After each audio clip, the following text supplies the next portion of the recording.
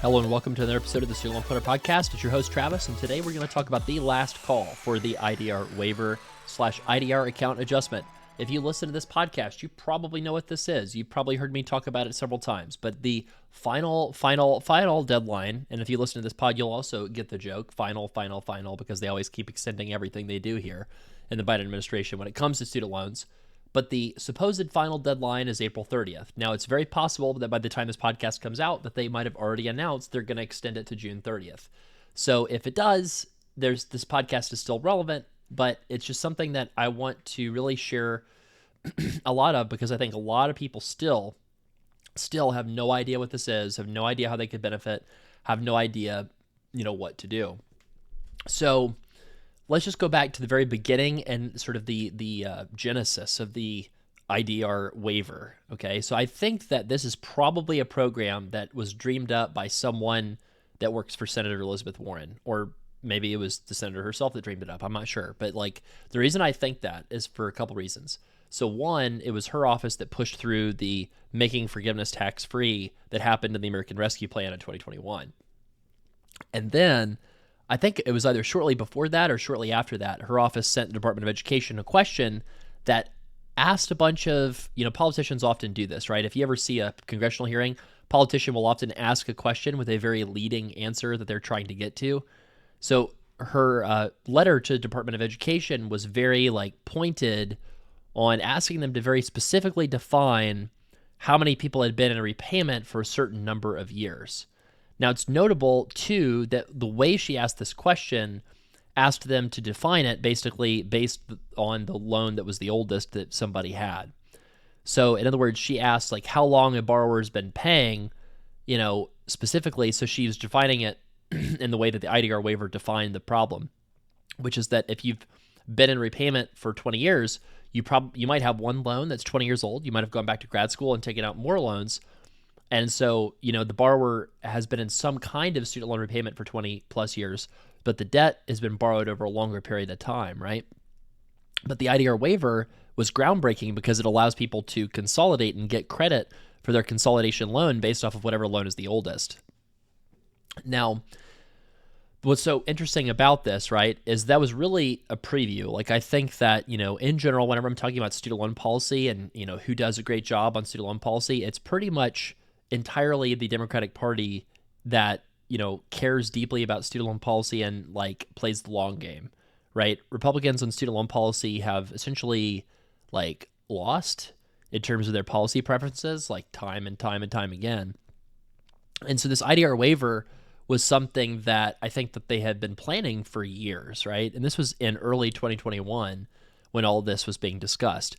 And so remember how everything happened, right? The first thing that came out was the PSLF waiver. Why? Because that was the easiest thing to do.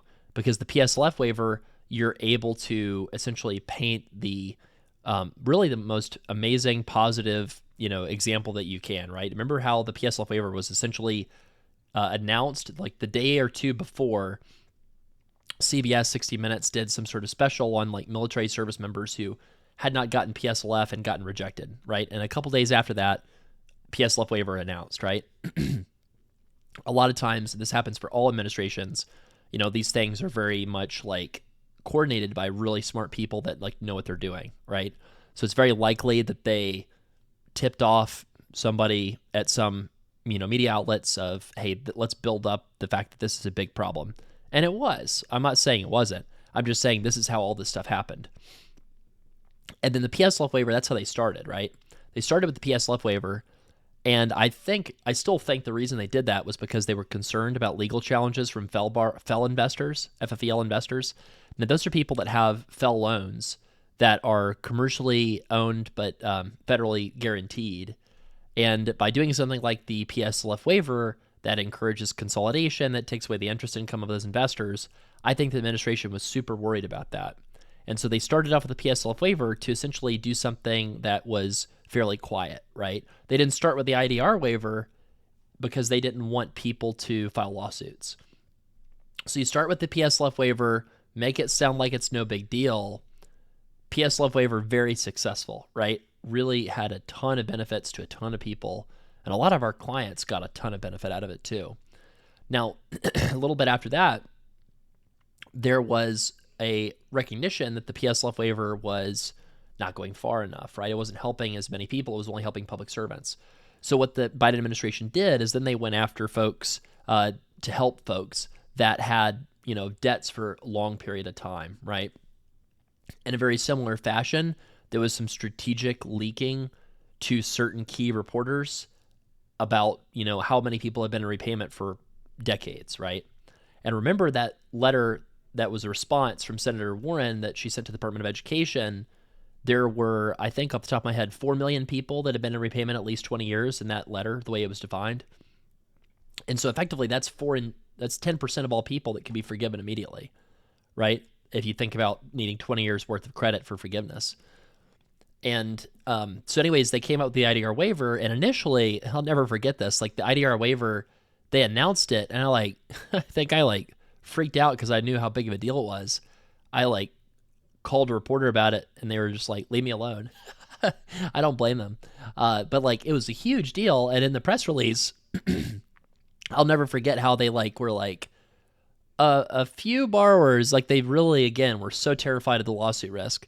I'm not very, politically smart or politically adept, but clearly the people that made these programs are. Because in the announcement, it said, a few borrowers might get a little bit of help. It was the most, toned down, understated, not really actually probably true press release that I've ever seen in student loans, because it was so amazing. It was so helpful for so many people. But it was also so understated intentionally to try to hide things so people wouldn't freak out about the legal stuff, right? And then at this point, you remember what was happening in the country. You're starting to see frustration over inflation. You're starting to see pushback against President Biden on his domestic proposals, his approval ratings going down a whole lot, right? And then you've got the midterms where everybody's expecting just an absolute wipeout, right, on the Democratic side. And student loans were still paused at that time, and then they came out with cancellation. Now, the cancellation, I think there's a lot of different reasons that you could argue that they did that. I think, honest to goodness, one of the reasons they did cancellation was just to defend the IDR waiver and the PSLF waiver. I'm not kidding, because if you don't do cancellation, then you still have those two other programs that exist that people could try to oppose, right? And it might pay attention to, right? Because, the opposition party wants to be seen to be doing something, right? So anyways, you think about the cancellation, they tried to do the cancellation, it got blocked. But through the PSLF and IDR waivers, they canceled $140 billion. Now that's a huge understatement too, because that was just the stuff that's gotten canceled already, right? That's not counting all the stuff that'll be canceled a lot faster because somebody got 15 years of credit on their consolidated loan instead of 2 years of credit on their consolidated loan, right? That's not included in that $140 billion that he's canceled mostly through those two programs. Now, with this IDR waiver, it was supposed to end, I think December 31st, if I can remember correctly. So December 2023, right? It was supposed to end, and they extended it. Well, why did they extend it? It's because there's new consolidation rules going into effect in July 2024, and those new rules are really, really different from anything that has existed previously. So it used to be that consolidation would wipe away all the credit towards forgiveness of any kind, right? If you consolidated, you reset your clock, right? That's the way it was before the pandemic. But starting July 2024, what's going to happen is you're going to have a weighted average of your payments, and that weighted average is going to be what your consolidation loan is going to get credited for. So with this new weighted average set of rules, it's going to be a lot more confusing to know whether or not you should consolidate. And what's really interesting is in December, when the IDR waiver was supposed to end, remember the IDR, and it's technically, the technical name for it is the IDR account adjustment. But the IDR account adjustment / IDR waiver that was supposed to end December 2023, what that would have done is created a period of time between January and July in early 2024 where consolidating would have wiped away all of your credit towards forgiveness. Now, that is why I'm not going to be shocked if they decide to randomly extend, the IDR waiver until June 30th, because technically, as far as I can figure, May 1 to June 30th, if you consolidate, all of your credit is wiped towards your loans, which that would make no sense. So I think that they said April 30th to try to, again, prevent challenges to the IDR waiver legally. and then also like push people to take action earlier than they would if you said, hey, you can do it until June 30th, so that you get a little bit of like more of an even workload where everything's not being rushed all at once. And then you also do, I think so. I think that you probably are going to see them extended again to June 30th. But at that point, I do actually think that's done. I think the IDR waiver ends because you've got all these new rules that go into place in July 2024. Things like paying 5% of your income on undergrad loans for SAVE, right? Stuff that they want to have take it, go into effect at that expected time. So I think that we're going to see that IDR waiver finally end at that point, and that's going to mean a lot of different rules. It's going to be very different, talking about student loans after that date.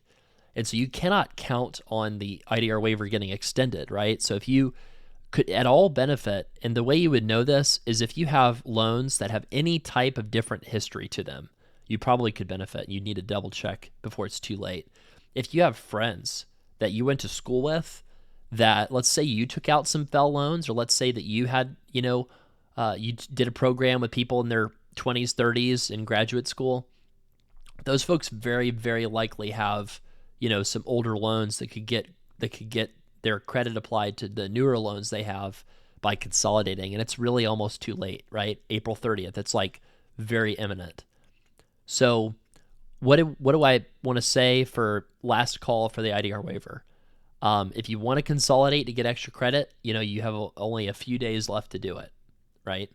So to consolidate, we have a link at studentloanplanner.com/consolidate that'll take you to the federal website, just because the federal website URL is longer. But you can go to that site, consolidate your loans. Remember that resets your payment. So that resets your IDR payment where you've got to pay something based on your more recent tax return. So that's something to weigh the pros and cons against. So the IDR waiver, another thing that's really helpful is you can get, old history, like from back before your loans were consolidated with PSLF applied to your new consolidation. So that's also going to be a little different, right? So if you could get PSLF credit, you can consolidate, submit your employer certification form, studentaid.gov/PSLF. You don't have a ton of time left, right? You've got to get this in. If you have done a consult with us before, studentloanplanner.com/refer, you can go there and actually create a referral code and refer friends, and you can get a little bit of money for that, and so can your friend. That's only open to people who have done a student loan consult before. Studentloanplanner.com/refer. And I think this is a great time to just bring up awkwardly the subject of student loans with friends, because it could mean the difference between them having their entire balance forgiven and not. I can't tell you how often I run into somebody who's in their late 30s, early 40s that has all FFEL loans that has simply kept them around because the interest rate's 1 or 2%. And all they have to do is consolidate and go apply for it at studentaid.gov/PSLF. And the whole thing could be forgiven if they've got 10 years of PSLF credit, or if they have 20 years for undergrad loans, or 25 years for grad loans, doing literally anything, they could get the whole thing forgiven. So this is such a tremendous opportunity.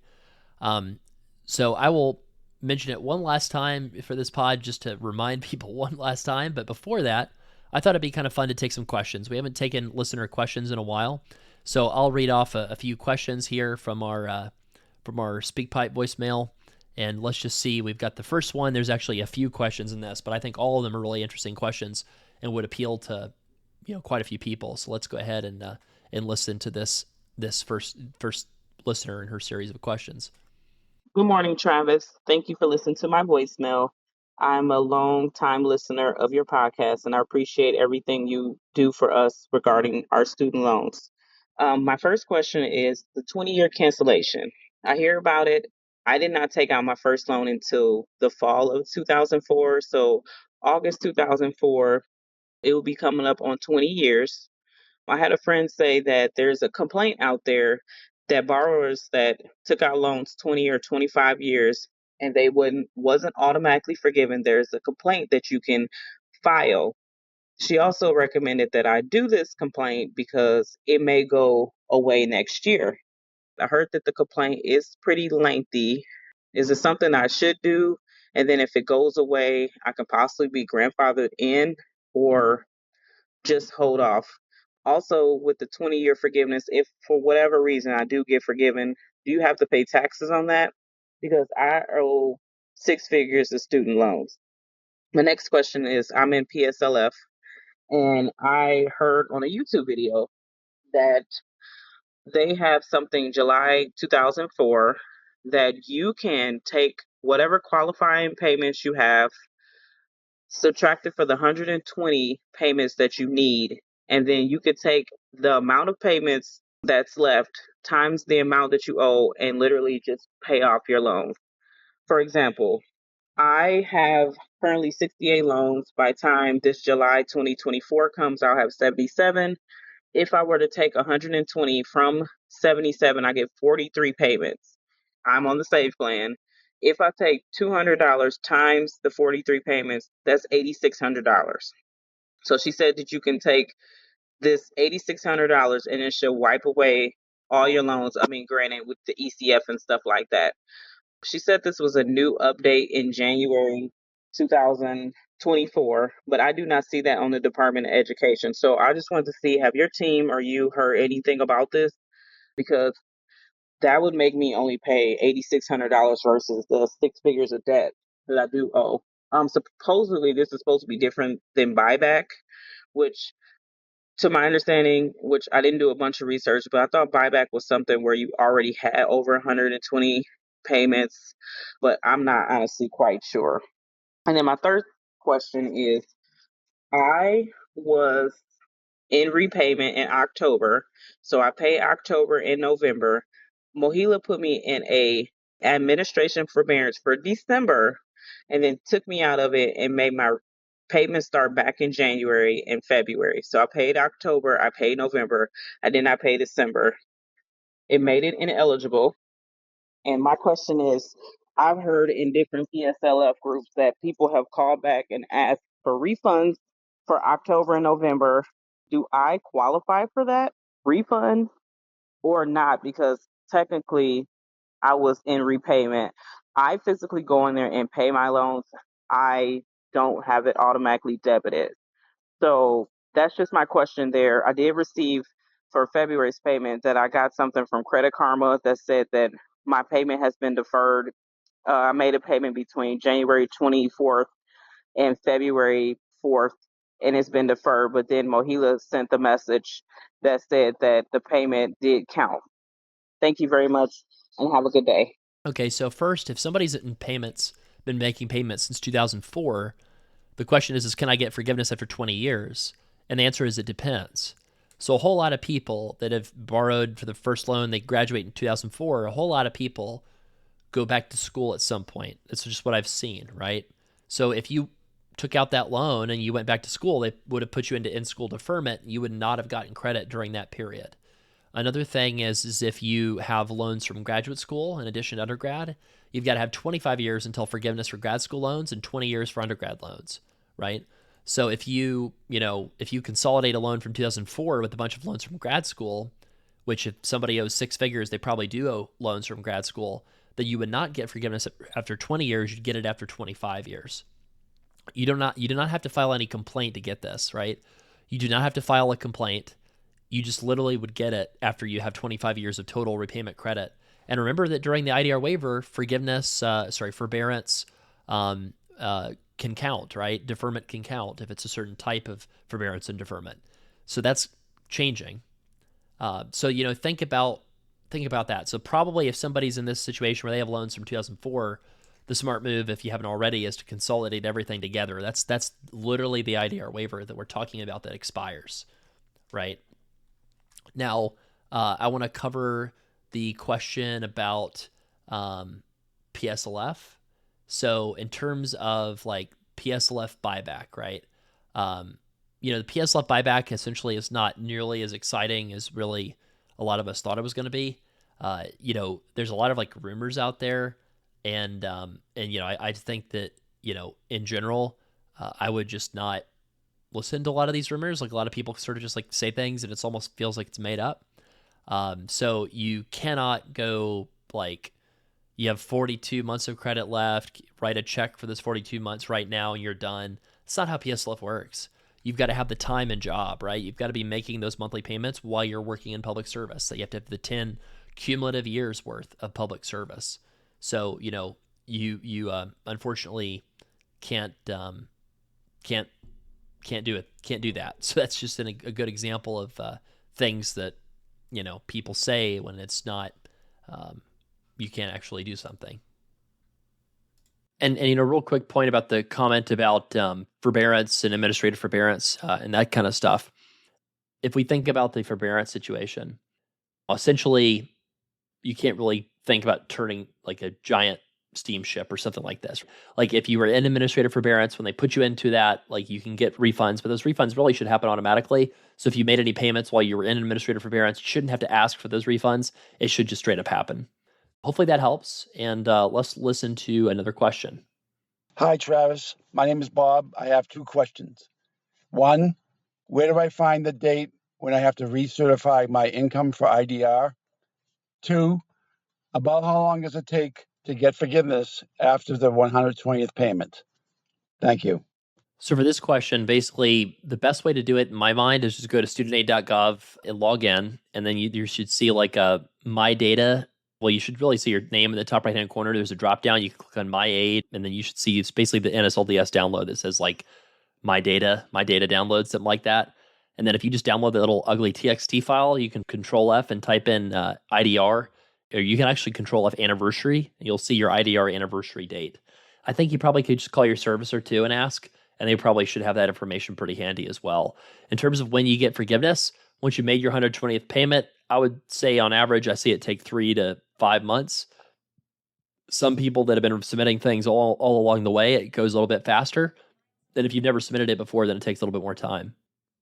Now let's listen to another question. Hi, my name is Jo, and I've been teaching at a community college in New Jersey since 2012.